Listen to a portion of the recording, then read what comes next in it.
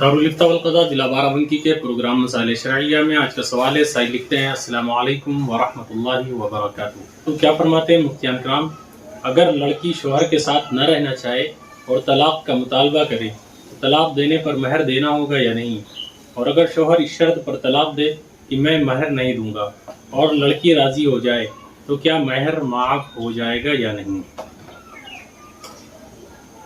वालेकुम अस्सलाम व रहमतुल्लाहि व बरकातुहू। बिस्मिल्लाहिर रहमानिर रहीम। देखिए, अगर बीवी के मुतालबे पर शौहर तलाक देता है, शौहर किसी भी सूरत में अगर तलाक देता है, ख्वाह बीवी ने मुतालबा किया हो या उसके कहने पर हो या किसी के कहने पर भी तलाक वाक़ई हुई अगर, तो शौहर पर महर वाजिब है।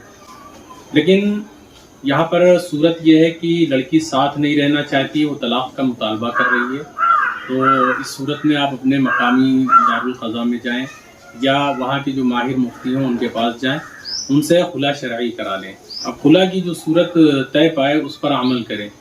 खुला के अंदर जो आप महर भी माफ़ करा सकते हैं और नफ़क़ा इद्दत भी माफ़ करा सकते हैं, और खुला की जो पेशकश लड़की करेगी उसको जब आप कबूल करेंगे तो उस सूरत में ऑटोमेटिक एक तलाक़ बाइन वाक़ई हो जाएगी। तो ये खुला का तो एक प्रोसेस दूसरा है, ये बात थोड़ा अलग हो जाएगी। तो बहरकैफ सवाल में एक बात जो पूछी गई है कि तलाक लड़की के मुतालबे पर दे तो महर वाजिब होगा या नहीं, तो इस सूरत में उसके मुतालबे पर तलाक देने पर महर वाजिब हो जाएगा। अलबत्ता अगर लड़की साथ नहीं रहना चाहती है और वो मुतालबे तलाक कर रही है और शौहर ये शर्त लगा दे कि ठीक है मैं तलाक दे दूंगा लेकिन मैं नफ़क़ा इद्दत या जो है महर नहीं दूंगा, और अगर इस शर्त को वो लड़की मंजूर कर ले तो फिर वो तलाक देगा तो उस पर महर वाजिब नहीं होगा।